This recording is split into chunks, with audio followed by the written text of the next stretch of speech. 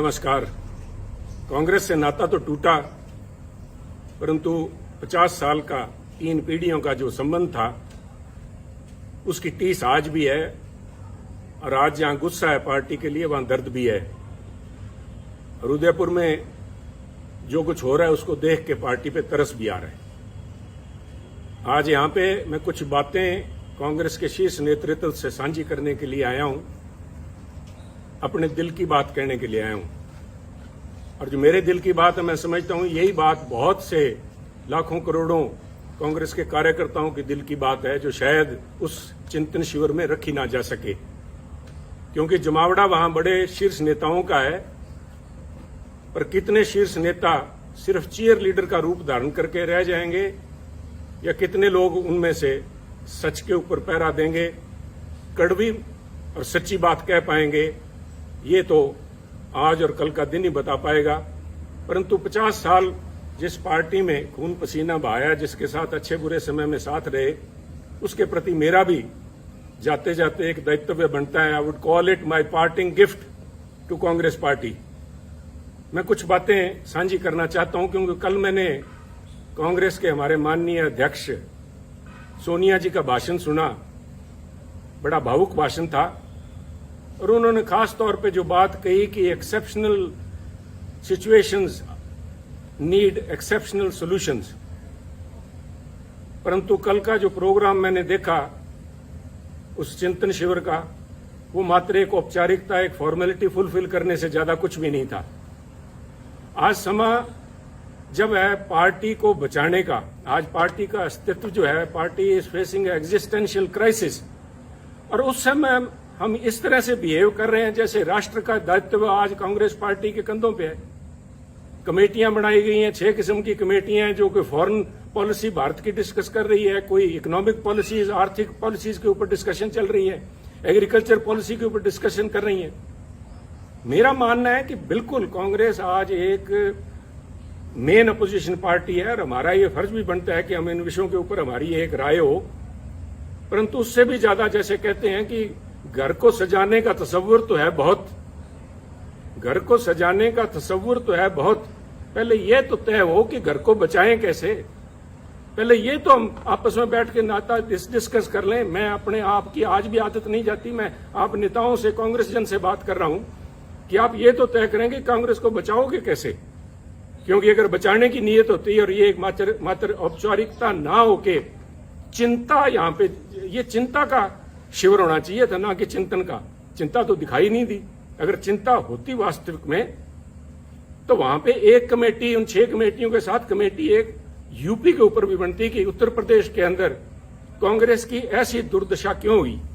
403 सीटों में से करीबन 390 सीट्स के ऊपर कांग्रेस के जो प्रत्याशी थे उनको मात्र 2000 वोट भी नहीं आ पाए।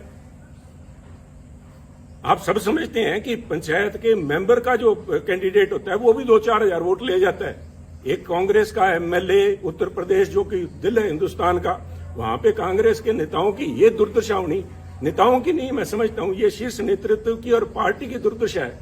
उसके ऊपर कोई कमेटी बनी, क्या उस पर कोई विचार करेगा? कल कोई अजय जी, जो लालू जी हमारे, अजय लालू जी हमारे प्रधान है, क्या वो बात करेंगे, साझा करेंगे क्या कारण रहे, क्या कमी है, उनको सुधारने का प्रयास किया जाएगा। इसी तरह चाहे गोवा है, चाहे मणिपुर है, क्यों आज क्या हालात, इस किस्म के बाद चर्चा तो ये होनी चाहिए थी कि पूरा north east, all the 7 sister states जो हैं, हम सारी हाथ से खोए बैठे हैं। क्या कारण हुआ? गोवा में तो बड़ी भारी एंटी इनकम्बेंसी थी सरकार की। चर्चा ये भी थी कि सरकार बनने के चांसेस है, परंतु हम कहीं भी नहीं ठहर पाए। और उत्तराखंड की बात कीजिए, और उत्तराखंड की तो मैं स्पेशली बात करना चाहूंगा कि 2 सूबे प्रांत ऐसे थे जिनकी बातचीत हो रही थी कि उत्तराखंड और पंजाब के अंदर कांग्रेस बहुत ही अच्छा प्रदर्शन करेगी और दोनों में सरकार कांग्रेस की बनेगी। फिर क्या हुआ? क्या कोई वहां बता पाएगा कि उत्तराखंड के जो मुख्यमंत्री के प्रत्याशी थे हमारे हरीश रावत जी, उनका एक पांव पंजाब में था, एक पांव उनका देहरादून में था इलेक्शन दिन तक।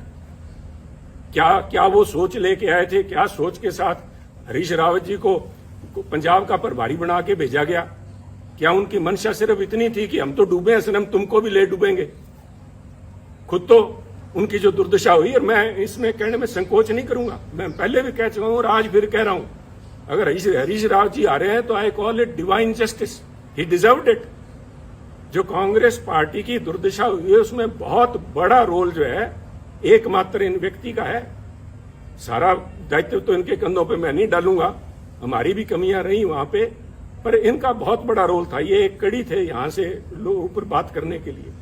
और उससे भी ज्यादा जरूरी, जब उत्तराखंड की बात करते हैं तो पंजाब की बात कैसे ना करेंगे। मैं पंजाब की बात के ऊपर कुछ समय लूंगा। मैं आपसे धैर्य की अपेक्षा करता हूं कि कृपया थोड़ा धैर्य रखें, क्योंकि पंजाब का मुद्दा सिर्फ वहां पे सरकार बनने ना बनने तक सीमित नहीं है। बहुत ही एक आधारभूत मुद्दा है जो पंजाब से जुड़ा हुआ है। पंजाब में जो घटनाएं वापरी हैं और जिस वजह से वहां पे पार्टी की जो दुर्गत हुई है पंजाब में, उसकी समस्याएं जो हैं उनके दूरगामी और आधारभूत उसका प्रभाव पड़ेगा। एक बात मैं मानता हूं कि देश जो है, भारतवर्ष जो है, एक सेकुलर देश है, और उस भारतवर्ष के अंदर अगर सबसे कोई सेकुलर प्रांत है तो मुझे इस बात का गर्व है कि वो पंजाब है। और पंजाब ने बार बार ये दर्शाया है, यहां तक कि 25,000 पंजाबियों ने कुर्बानी दे के भी, आतंकवाद के उन काले दिनों में 25,000 पंजाबियों की कुर्बानियां हुई, परंतु वहां आपसी भाईचारे और सेकुलरिज्म के ऊपर आंच भी नहीं आई। परंतु आज एक छोटी सोच का व्यक्ति, छोटी सोच का सो कॉल्ड लीडर, छोटी सोच का एक छोटा नेता जो बड़े पदों पे आसीन है, उसकी जुबान ने वो करने का प्रयास किया जो आतंकवाद के काले दिनों के अंदर AK-47 की गोलियां भी नहीं कर पाई। ये तो पंजाबियों को मैं दाद देता हूं कि उन्होंने फिर से मौका संभाला। और आप देखिए, जीता जागता सबूत देखिए। अगर किसी को इस बात के परिणाम की, इसको प्रूफ की जरूरत है तो वो देखिए कि इस इलेक्शंस के अंदर जिसके नतीजे 10 मार्च को भी आए हैं, अगर धर्म की बात करें, सिखों ने, जो सिखों की पंथक पार्टी अकाली दल, उसको वोट नहीं डाला। हिंदुओं ने बीजेपी को वोट नहीं डाला, और SC भाईचारे ने, हमारे दलित भाइयों ने कांग्रेस को वोट नहीं डाला। पंजाबियों ने एक सिख के तौर पे, एक हिंदू के तौर पे, एक दलित के तौर पे, क्रिश्चियन या मुस्लिम के तौर पे नहीं, उन्होंने पंजाबी के तौर पे वोट डाला। और इस सारे आडंबर को ढा के उन्होंने एक आस और उम्मीद को वोट डाला, एक रंगले पंजाब की आस, एक बेहतर फ्यूचर, बेहतर भविष्य की आस में उन्होंने वोट डाला। वो आस कितने हद तक पूरी होती है तो समय बताएगा, परंतु पंजाबियों को ये दाद देनी होगी कि उन्होंने ये काली नजर जो हमारे कांग्रेसी नेता जो लगा रहे थे, जो हिंदू, सिख या दूसरे भाईचारों के अंदर जहर का बीज जिन्होंने बोया, मैं तो आज इस माध्यम से खासतौर पे कांग्रेस अध्यक्षा सोनिया जी से निवेदन करूंगा, मेरी हाथ जोड़ के करबद्ध प्रार्थना है, सोनिया जी, राजनीति सारे देश में कर लीजिएगा, परंतु पंजाब को बख्शिए। पंजाब ने बहुत काले दिन देखे हैं। पंजाब में अगर पंजाब को परसेंटेज के प्रिज्म से नहीं देख सकते आप, पंजाब को 33% अमुक कौम है, 40% अमुक कौम है, बाकी बचते नॉन सिख हैं या किस खाते में डाल रहे हैं, कृपया करके बख्शिए पंजाब को। पंजाब एक है। ये जो बात जिन लोगों ने, आपके जो नेता, आपकी सलाहकार है, मैं नाम भी लूंगा क्योंकि आज वो उन्हीं के चलते सारा बखेड़ा खड़ा हुआ है कि आज मेरे को इस चैनल पे के माध्यम से आपसे बात करने की जरूरत पड़ रही है। अंबिका सोनी जी के एक जबान ने, मैं समझता हूं, ना सिर्फ कांग्रेस को, तो कांग्रेस का तो बंटा उन्होंने बेड़ा डुबाया, परंतु उन्होंने पंजाब के माथे पे कलंक लगाया, सिखों के माथे पे कलंक लगाया, सिक्खी के माथे पे कलंक लगाया। उन्होंने हिंदुओं को बदनाम किया, हिंदुओं को निरादर किया। क्या ऐसे नेता का कांग्रेस में बने रहने का कोई हक है, कोई औचित्य है? अगर औचित्य है तो मैं आपसे निवेदन करूंगा कि आज के समागम के अंदर, जब उदयपुर में वो बैठी हैं और आपके साथ मंच पे बराबर बैठी हैं, तो उनसे निवेदन करें कि उठ के वो बताएं कि Punjab, what is Sikhism, Sikhism है क्या, जिसको उन्होंने इतना बड़ा दोष लगा दिया। This is nothing. उनका ये बयान कि पंजाब के अंदर अगर हिंदू मुख्यमंत्री बनता है तो पंजाब में आग लग जाएगी, इसका मायना ये हुआ कि जो सारे सिख हैं, सारे पंजाबी भाईचारा है, वो हिंदुओं के खिलाफ डांगे लेके घूम रहा है। हिंदू सिख भाईचारे के अंदर दरार डालने की ये जो कोशिश, खुद आपकी सलाहकारा अंबिका सोनी जी और उनके जो कुछ चंद चेले जो हैं, जो पंजाब के अंदर बैठे थे जिस समय ये फैसला हो रहा था, 4-5 जो यहाँ थे और वो 4-5 मोस्टली आज वहां आए हुए हैं आपके पास वक्ता के तौर पे, उनको बेनकाब करना जरूरी है। उन्होंने कहा था कि अगर हिंदू बन गया पंजाब में मुख्यमंत्री तो पंजाब में आग लग जाएगी। Is this some pre planned way of vilification of Sikhs? Are you trying to vilify a whole community? कि वो इतने इनटॉलरेंट है, उनके अंदर ये सहनशीलता ही नहीं है कि किसी और को बनता देख सके। और इनकी अंबिका जी की बात में अगर कहीं सच्चाई होती तो मैं समझता हूं कि अकाल तख्त के जत्थेदार साहब ने जिस दिन इनका बयान आया उसी दिन उन्होंने कहा, अकाल तख्त साहब का वो बयान मैं समझता हूं स्वर्णिम अक्षरों में दिखा जाने वाला है कि पंजाब के अंदर हिंदू सिख होना कोई मायने नहीं रखता। सोनिया जी, मैं आपसे निवेदन करना चाहूंगा, अकाल तख्त कोई छोटा मोटा जगह नहीं है, is a temporal seat of Sikhism. यहां पे महाराजा रंजीत सिंह भी आके पेश हुए हैं। अगर उनके हेड ग्रंथी ये बात कहते हैं, वहां के जत्थेदार साहब कहते हैं, तो ये क्या ज्यादा सिखों के बारे में या पंजाब के बारे में जानते हैं? एक ऐसा लीडर, एक तरफ हम इल्जाम लगाते हैं आम आदमी पार्टी के ऊपर कि वो पंजाब का भला नहीं कर पाएंगे क्योंकि उनकी लीडरशिप दिल्ली से चलाती है, जिनको दिल्ली के बारे में ज्ञान नहीं। मुझे आम आदमी पार्टी का तो पूरा पता नहीं, परंतु सोनिया जी, पंजाब कांग्रेस का बेड़ा गर्क दिल्ली में बैठे उन नेताओं ने किया है जिनको पंजाब का, पंजाबियत का, सिक्खी का बिल्कुल पता नहीं। सरबत दा भला गुरु महाराज का मूल मंत्र। I am not a Sikh scholar, परंतु मैं अपने आप पे गर्व है कि मैं पंजाबी हूं। मुझे इस बात का मान है कि गुरु महाराज ने जो मूल मंत्र दिया था वो था मानस की जात सब एको पहचान में, सरबत दा भला, यूनिवर्सल ब्रदरहुड। कौन सी लैंग्वेज समझाऊं मैं इनको, अंबिका जी को? कौन सी लैंग्वेज में ये बता पाएंगे, जवाब दे पाएंगे? और इनके जो पिछ लगू वहां पे बैठे हैं उनसे मैं निवेदन करूंगा कि वो खड़े होकर वहां पे मंच पे बताएं कि किस वजह से पंजाब को बदनाम किया, पंजाबियों को बदनाम किया गया। और ये सोनिया जी, मैं बार बार इस बात पे जोर दे रहा हूं क्योंकि ये हमारी विचारधारा से जुड़ा हुआ मुद्दा है। इसका प्रभाव सिर्फ पंजाब तक सीमित नहीं रहेगा। ये तो आप मान के ले लीजिए कि जब तक इन लोगों से आप पीछा नहीं छुड़ाएंगे तब तक कम से कम पंजाब में कांग्रेस के पांव नहीं लग पाएंगे। ये आप एक मेरी भविष्यवाणी लिख लीजिए, चाहे नोट कर लीजिए मेरी तरफ से। परंतु ये मसला पंजाब तक सीमित नहीं रहेगा। This itself shows fundamental problem which is Congress is facing today. आप अपनी चाल ही भूल गए। आप अपने आप को, आप पे इल्जाम लगते हैं कांग्रेस पार्टी के ऊपर सूडो सेकुलरिज्म के, कभी सॉफ्ट हिंदुत्व के, और कभी इस किस्म के बयान आ जाते हैं जिनको कुछ लोग कहेंगे मेजोरिटेरियन एक्सट्रीम लिए बैठे हैं आप। इन बातों का आपके ऊपर जो प्रभाव पड़ेगा वो मैं समझता हूं। आप इन सारे जो इल्जाम लगते हैं आप इनको तस्दीक कर रहे हैं। ये लोग आपके पास मंच पे बैठे हैं, यू आर विटिंगली और अनविटिंगली एंडोर्सिंग देयर व्यू। ये कौन, मेरा गुनाह क्या था? जब ये अंबिका जी का बयान आया, इनके चेलों का बयान आया कि पंजाब में अगर हिंदू मुख्यमंत्री बनता है आग लग जाएगी, तो मैंने कहा ये सोच कांग्रेस की सोच नहीं है। ये सोच किसी एक, I said, a petty person, a small-minded person occupying high positions, and I meant your advisor, Ambika ji. Let me be honest with you. मेरे को फांसी लगानी है, लगाइए आप। मैं आज यहाँ सफाइयां देने के लिए नहीं आया आपके पास में।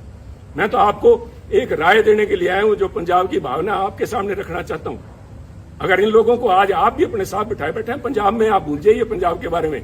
इनको ना सिर्फ सिख, ना सिर्फ हिंदू, बल्कि पंजाब का एक एक बच्चा इनको कोसेगा और इनको ये परिणाम भुगतने पड़ेंगे, अंबिका जी को और इनके इन चेलों को, जिन्होंने यहाँ पे पंजाब कांग्रेस भवन में या होटल के कमरों में जाके अजय माकन जी को या हरीश रावत और उनको हरीश बायतू को जाके जो कहा था, इसका देना आपको देना पड़ेगा। परंतु आज अगर आप भी नहीं समझते, पंजाब के लोगों ने आपको जो कुछ दिखाया है उसके बाद भी अगर नहीं समझे, और आप आज भी, जैसे मैं समझता हूं it was a poor attempt to portray Congress as BSP in Punjab.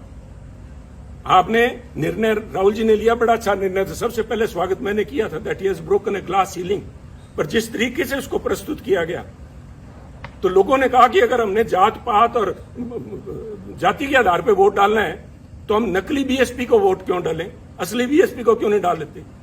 और वही मसला आपके साथ, चाहे आप जब सॉफ्ट हिंदुत्व की बात करते हैं, लोग कहेंगे अगर वोट ही धर्म के नाम पे डालना है तो फिर बीजेपी को क्यों ना डाले। ये नकली बीजेपी को क्यों डालें? साहब अपने वजूद पे रहिए। Don't this drift off your intellectual, you are losing the moorings, intellectual moorings. यही तो आपके पास सारा कुछ था। इसी विचारधारा के साथ तो लोग हमारे जैसे जुड़े थे। और आप में दूसरों में फर्क क्या है, इसका कौन जवाब देगा?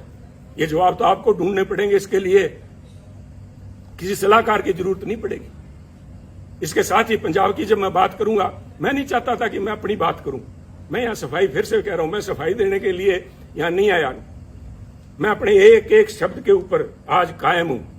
मैंने जब आपको कहा था कि ये जो दिल्ली के अंदर आपके पास लोग बैठे हैं, आपको आंखें दिखा के और बाहर जाके कहते हैं समझौता हमसे करने का प्रयास कर रही है कांग्रेस अध्यक्ष, उन्होंने ना सिर्फ आपकी पद की गरिमा को ठेस लगाई बल्कि कांग्रेस की सोच को भी ठेस लगाई। मैं आज भी उस बात पे पहरा देता हूं।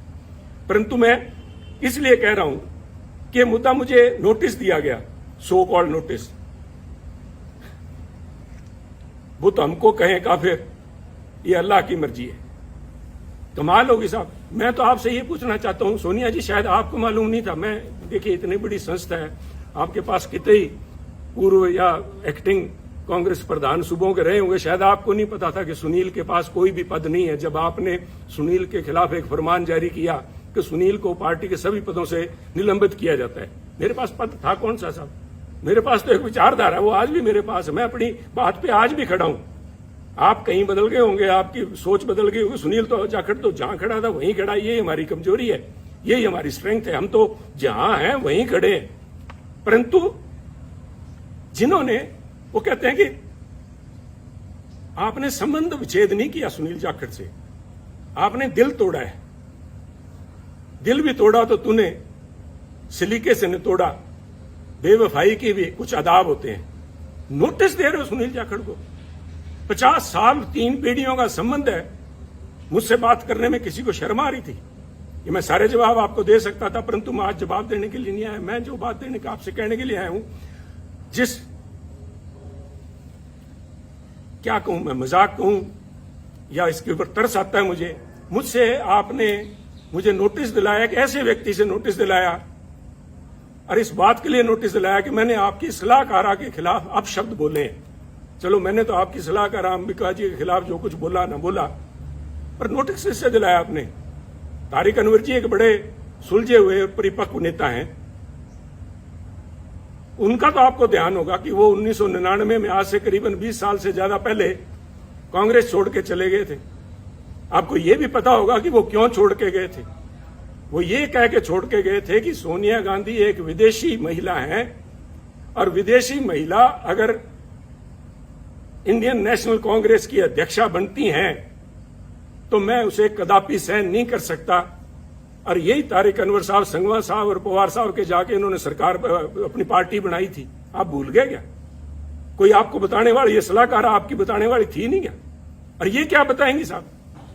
वो कहते नहीं, यहां तो हर शाख पे उल्लू बैठा है। इन श्रीमती जी की, अंबिका सोनी जी की बताऊं मैं आपको।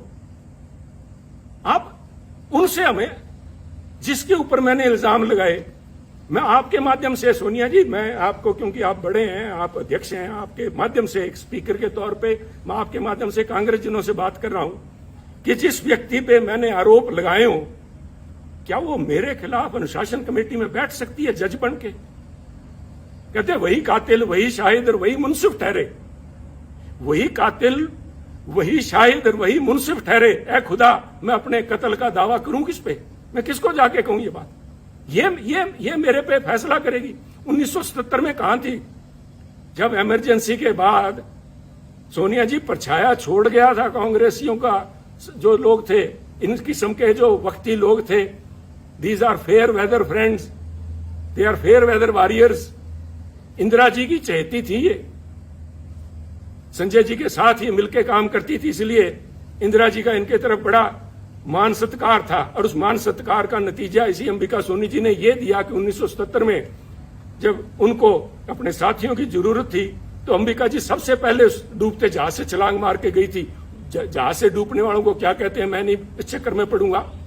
और ना सिर्फ छलांग लगा के गई, ना सिर्फ उन्होंने यहां से कांग्रेस उर्स से चंडीगढ़ से इलेक्शन लड़ा जगन्नाथ कौशल जी के खिलाफ, कांग्रेस के प्रत्याशी के खिलाफ। इन्होंने मेरठ में जाके 84 में फिर महसीना को दुबई जी बैठी होंगी, मैंने देखा नहीं कल प्रोग्राम में उनको। मैं अल्लाह ताला से यही दुआ करता हूं कि उनकी सेहत कायम रहे, वो यहां हो। उनसे पूछिएगा कि इन अंबिका सोनी जी ने इंदिरा जी के खिलाफ क्या क्या अभद्र भाषा इस्तेमाल की थी। आप बड़े दिल के नेता हैं राहुल जी, और आप भूल जाएंगे सोनिया जी, हम नहीं भूलते, हम तो गांठ बांध के बैठे हैं। और ऐसे लोगों को बेनकाब करना पड़ेगा। जब मैं ये बातें कर रहा हूं, जो मेरा ये किस्सा है, this is a case study in itself, the way Punjab issue has been handled from the very beginning. छोड़िए सुनील को उतारा गया जुलाई 2021 के अंदर ये कह के कि सुनील जाखड़ मुख्यमंत्री कैप्टन अमरिंदर सिंह जी के साथ मिलकर काम करता, उनका बहुत नजदीकी है, मिले हुए दोनों। नए कांग्रेस प्रधान को बनाया गया और उसके बाद जुलाई 21 को नए कांग्रेस के प्रधान नवजोत सिंह सिद्धू जी बनते हैं। और उसके बाद 6 महीने तक सारी एआईसीसी, सारी कांग्रेस इसी बात को लगी रही कि पहले मुख्यमंत्री कैप्टन अमरिंदर सिंह जी, उसके बाद में चरणजीत चन्नी, इन दोनों को आपस में कैसे इकट्ठा बिठाया जाए, कैसे पीसीसी प्रधान और मुख्यमंत्री मिलकर काम करें। व्हाट वाज इट, क्या था ये? क्या आप इसी एक बात पे, किसी एक बात पे खड़े हैं क्या? कोई स्टैंड है पार्टी का? और ये जो डिस्टेबलाइज करने की प्रयास किया गया, मैं जिनकी बात कर रहा हूं, डिवाइन जस्टिस की, रावत साहब को भेजा इसलिए गया था कि कैप्टन अमरिंदर सिंह व सिटिंग प्रिटी, उनको डिस्टेबलाइज किया जाए। सोनिया जी, डिस्टेबलाइज तो विरोधी पार्टियां करती हैं, आप तो you are the parent party, Congress high command वहां पे बैठी। आप पंजाब में क्या डिस्टेबलाइज करवाना चाहते थे? Control destabilisation. और इसका रेमिफिकेशन देखिए, आज नोटिस आया कुछ दिन पहले, मेरे को नोटिस देने के बाद में एक नोटिस नवजोत सिंह सिद्धू जी को भी दिया गया। मेरे बहुत से डिफरेंसेस हैं नवजोत सिंह सिद्धू जी से, परंतु मैं इन प्रिंसिपल बात करना चाहता हूं, क्योंकि ये बातें आज के इस चिंतन शिविर में होनी चाहिए कि उनको किस बात के लिए नोटिस दिया गया कि वो अपनी सरकार के खिलाफ बोलते थे, वो कैप्टन अमरिंदर सिंह जी के खिलाफ बोलते थे, उन्होंने चरणजीत चन्नी के खिलाफ बोला, उनको नोटिस दिया गया। तो सब मेरा एक सवाल है, और मैं बड़ा उनका रिस्पेक्ट करता हूं अशोक गहलोत जी का। अशोक गहलोत जी, आपकी सरकार को डिस्टेबलाइज क्या सुनील जाखड़ ने कर रखा है क्या, जो सुनील को नोटिस दिया गया है? आपकी सरकार को नवजोत सिंह सिद्धू ने डिस्टेबलाइज कर रखा है क्या? सुनील जाखड़ तो शायद कैप्टन अमरिंदर सिंह से मिला हुआ था या नहीं था, वो तो ये खुद जानते हैं, क्योंकि एक एक बात का इनको ब्यौरा दिया हुआ था। मैं नहीं चाहता था कि कांग्रेस की लड़ाई सड़कों पर उतरे, परंतु ये इनका फैसला था। सिर माथे, मैंने उस माथे को कबूल किया, सिर माथे कबूल किया। परंतु नवजोत सिंह सिद्धू तो सिर्फ बोलते ही हैं, और आपके यहां तो गहलोत साहब हर 15वें दिन आपको बताना पड़ता है राजस्थान की जनता को कि मैं अभी मुख्यमंत्री रहूंगा। और जिन लोगों ने मानेसर में जाके महीना तक कैंप किए रखा, आपकी सरकार के ऊपर ही एनफोर्समेंट डायरेक्टरेट की रेड करवाई, वो तो आप अच्छे थे कि पंजाब वाले से हालात आपके साथ नहीं बने, आपके भांजे भतीजे के यहां 25-30 करोड़ रुपए नहीं मिले तो आप बच गए। उन लोगों को नोटिस नहीं जाना चाहिए? उन लोगों को तो कांग्रेस अध्यक्ष मंत्रणा के लिए बुलाते हैं। तो क्या एक संदेश दे रहे हैं? एक मन बनाना पड़ेगा, क्योंकि अगर सुनील ने खता की है और सुनील की वजह से अगर पंजाब में सरकार नहीं बन पाई, और जैसे कि आपके हरीश बायतू जी कह रहे हैं कि सुनील की वजह से, सुनील के बयानों की वजह से आसपास वाली स्टेट्स के अंदर भी कांग्रेस को नुकसान हुआ है, तो फिर सुनील को निकाला क्यों नहीं? मैं ये पूछना चाहता हूं। अगर आपने फैसला ले लिया, सुनील ने गलत किया, तो सुनील को निकाल के बाहर करो। एक संदेश जाना चाहिए। मेरा कहने के बाद आप फैसला लीजिए, आपको फैसला करना पड़ेगा। मेरा मानना है ये जो कुछ भी हो रहा है, ये चंद चापलूस लोग जिन्होंने घेर रखा है, वो सिर्फ चापलूस ही नहीं है। मैं मर्यादा से बाहर नहीं जाना चाहता, परंतु पहले इल्जाम लगा करते थे कि कांग्रेस के हर समय हर सरकार के अंदर एक कोटरी होती है, जिसे किचन कैबिनेट कह लो या कोई उनकी कोटरी, उनको विश्वास पात्र हैं जो अपनी नजदीकियों का फायदा उठाते हैं। परंतु मैं कांग्रेस साथियों को बताना चाहता हूं over a period of time, क्योंकि मैंने जो 20 साल के मेरे एक्टिव पॉलिटिक्स में देखा है, ये जो कोटरी थी, ये जो ग्रुप थे, ये गिरोह का रूप धारण कर चुके हैं।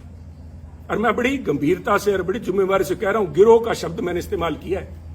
ये जो बना के भेजे जाते हैं यहाँ पे, हमारे इंचार्जेस बना के भेजे जाते हैं, इतिहास गवाह है पंजाब का, मैं राजस्थान का या हरियाणा का तो बोल नहीं सकता, मैं पंजाब की बात करूंगा।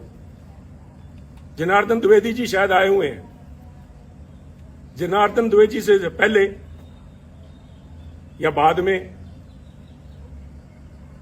एक शकील अहमद साहब को छोड़ दीजिए, चाहे वो चाणक्य थे, चाहे वो आशा कुमारी जी थी, चाहे रावत जी थे, और चाहे हमारे हरीश बायतू जी थे, ये सारे के सारे एक ही आका के जाके पैरों में हाथ लगाते हैं। वो हमारे पंजाब की आंटी बैठी है वहां पे, इन सारों को उनका वृद्ध हर्ष, उनका जो हर्ष था उनके ऊपर था। और इन लोगों ने इल्जाम बहुत लगे हैं। मैं डिम्पा जी को मैंने कल बैठे देखा, आपके बगल में बैठे थे सोनिया जी, पिछली रो में आपके, उन्होंने एक बयान दिया, उन्होंने पूरे बाड़मेर के माथे पे कलंक लगाया। मैं समझता हूं उनको बाड़मेर का नाम नहीं लेना चाहिए था, उनको व्यक्ति विशेष का कहना चाहिए था, परंतु मुझे पता है कि वो नहीं बोलेंगे, ना ही उनके खिलाफ कार्रवाई होगी। क्योंकि मैं देखिए यहां बैठ के राय देनी बहुत आसान है। मैं समझता हूं कि पार्टी को चलाने के लिए बहुत सी आपकी मजबूरियां होती हैं, मजबूरियां हैं भी, चलाने के लिए बहुत अकोमोडेट भी करना पड़ता है। अकोमोडेट कीजिए। मैं नहीं कह रहा कि आप जसवीर सिंह डिम्पा जी की, जिन्होंने कहा था कि बाड़मेर का ठग कहा था या बाड़मेर का डाकू कहा था, मुझे याद नहीं, उन पे एक्शन ना लीजिए। मैं नहीं चाहता कि आपकी संख्या, एमपीज की संख्या घटे, परंतु मैं इतना जरूर चाहूंगा कि एक कमेटी तो बनाई जाए कि क्या हुआ। These so called incharges, AICC incharge of Punjab Congress have not been less than, वो अमेरिकन एक फ्रेज बनी है, कारपेट बैगर्स। वो बेसिकली ग्लोरीफाइड ठग थे, जिन्होंने अमेरिका में जाके, जो उन दिनों में सिविल वॉर के बाद लूट खसोट जो हुई है, इस किस्म का यहां पंजाब के अंदर माहौल रहा है। इन लोगों को नोटिस ना दे के आप नोटिस सुनील जाखड़ को दे रहे हो। कोई इल्जाम तो बताओ सुनील जाखड़ को। सुनील जाखड़ ने तो, वो कहते हैं ना, हमारे बागड़ी में कहावत है कि सुनील जाखड़ ने तो आंख में सुरमा डालने का प्रयास किया था, और आपके लोगों ने जाके वहां पे आपको बताया सुनील जाखड़ कांग्रेस की आंख फोड़ रहा है। तो ये निर्णय तो आपको लेने पड़ेंगे।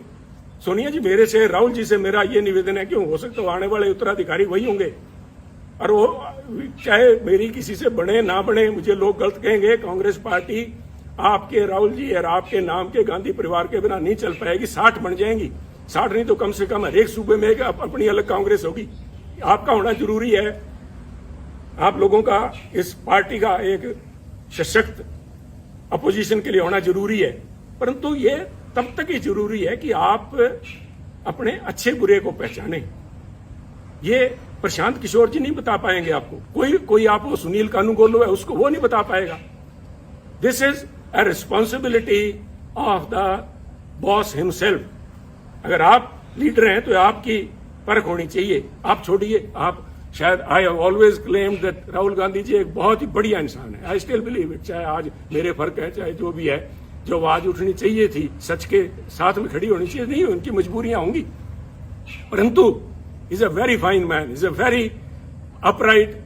और मैं अगर कांग्रेस के अंदर इतने साल लिप गया तो उसका बहुत बड़ा कारण राहुल गांधी जी, मैं आज भी मानता हूं। अगर वो और कोई छोटे दिल का व्यक्ति वहां बैठा था, उससे पहले ये तोड़ बिछड़ा, उससे पहले भी हो लेना था। परंतु राहुल जी, आपको भी आजकल एयरक्राफ्ट के अंदर ये सुखोई और वहां पे लड़ाई चल रही है, उनके अंदर एवरी एयरक्राफ्ट, इवन टैंक्स के अंदर भी एक होता है IFF, called identification of friend और फो।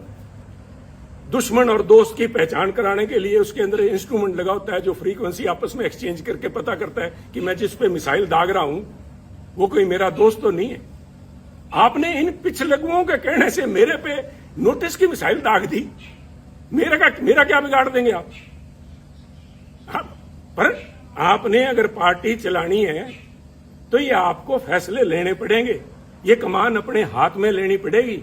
ऐसे चापलूस लोगों से, इन बेगैरत लोग हैं। मैंने वहां पे एक बड़ी नेता को गिड़गिड़ाते देखा है कि मेरे को टिकटों की उसमें कमेटी के अंदर रहने दिया जाए। राहुल जी ने मना कर दिया था, शी हैज वेस्टेड इंटरेस्ट। उसके बावजूद वो गिड़गिड़ा के, उनके लिए बहुत बड़ी बात है।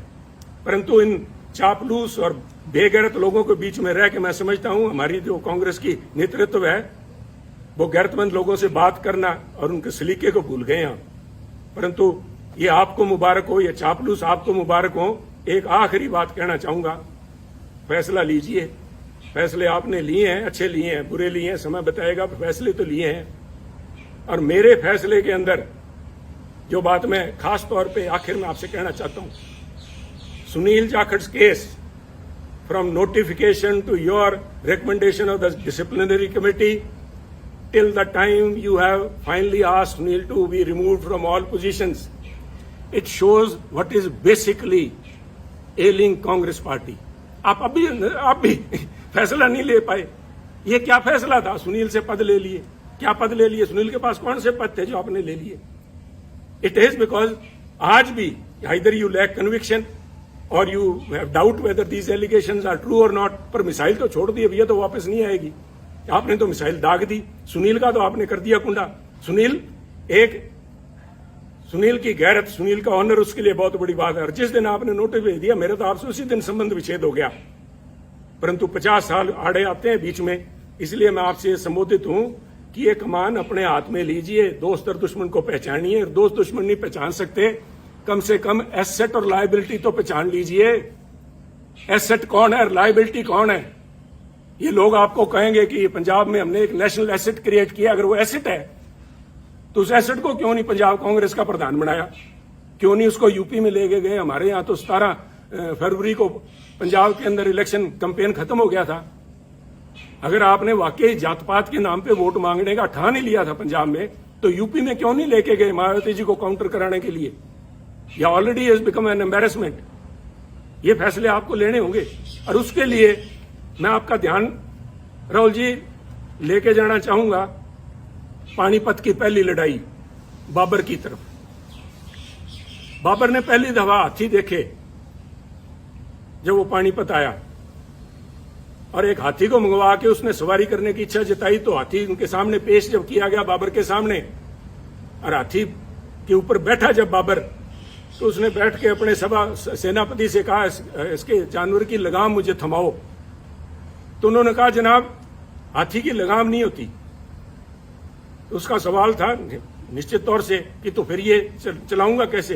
कहते जी इसकी जो लगाम है, जो इसका जो अंकुश है, वो सामने जो बैठा है, वो जो अंबिका सोनी तायब बैठे हैं या कोई तारिक अनवर बैठा है, उनके हाथ में अंकुश वो है। अंकुश है जो प्रौढ़ जिसको बोलते हैं, वो है। तो बाबर ने तब कहा था कि इसको हाथी को बिठाओ और मेरे को नीचे उतारो।